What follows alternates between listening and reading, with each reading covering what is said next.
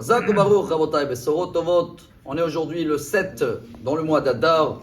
Comme on le sait très bien, Iloula de Moshe Rabbeinu Alav Shalom. Et chacun de nous, je suis sûr qu'il s'associe avec même ce que la Rabbanout d'Israël, il y a 72 ans, a décidé qu'aujourd'hui ce sera une journée où on va prier, même ceux-là qui font le Kaddish, surtout les soldats qu'on ne sait pas où ils sont enterrés.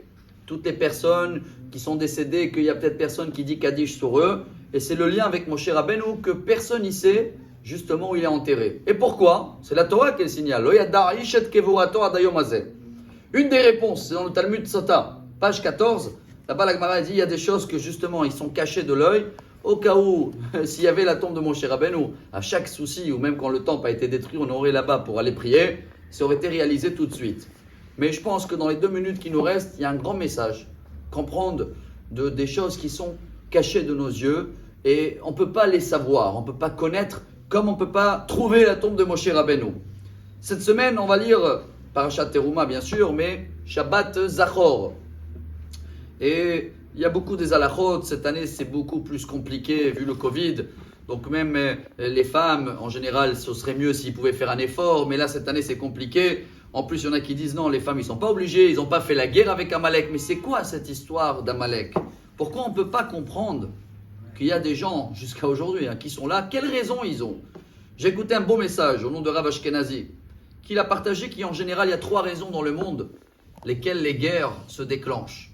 Une raison, c'est une histoire de force. Quand quelqu'un il sent une menace, ou il a peur de quelqu'un d'autre, ou il veut montrer qu'il est plus fort, c'est une raison pour déclencher une guerre.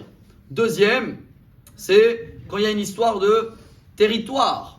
Moi, c'est le mien, ou c'est le tien, où il y a du gaz, où il y a du neft, alors il peut y avoir un combat, une guerre. Et la troisième, très connue, c'est la religion. Combien des combats et des guerres il y a eu dans le monde à cause de la religion qu'un il essaye d'imposer à l'autre. Chers amis, ce Amalek là, on va lire Shabbat, il n'y avait aucune raison pourquoi il fait la guerre avec nous. La Torah elle précise, Asher karcha baderer, t'étais en chemin, t'avais même pas de pays, t'as pas de territoire.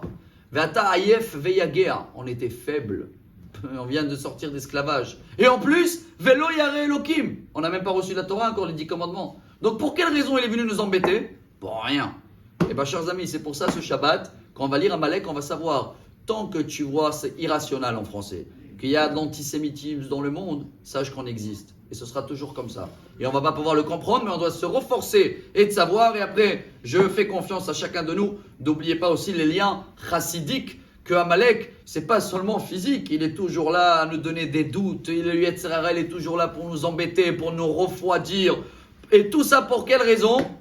La vérité, on ne peut pas comprendre. C'est pour ça qu'on va lire ça ce Shabbat. Comme on ne sait pas où il est enterré, Moshe Rabbeinu. Mais tant que ça existe, c'est que nous aussi, Baruch Hashem, on existe, on lutte, on arrive, et comme ça, Bezrat Hashem, avec la force de Moshe Rabbeinu, avec le mérite de chacun, même s'il est à la maison, il n'a pas pu, mesdames, les enfants, ils n'ont pas pu venir à la synagogue, prenez la Torah, Parashat Kitetse, à la fin de Chumash Devarim, lisez, même à la maison, dans le cas où vous n'avez pas pu venir à la synagogue, Zachor et Asher Asa Lecha Amalek, et comme ça, Bezrat Hashem aussi, Dieu, il va voir autour tout ce qui se passe, avec ces Amalek qui existent toujours, et il va nous sortir comme ça à Purim, si Dieu veut, peut-être pour une fois à la place de mettre les masques à Purim, on va pouvoir même les enlever.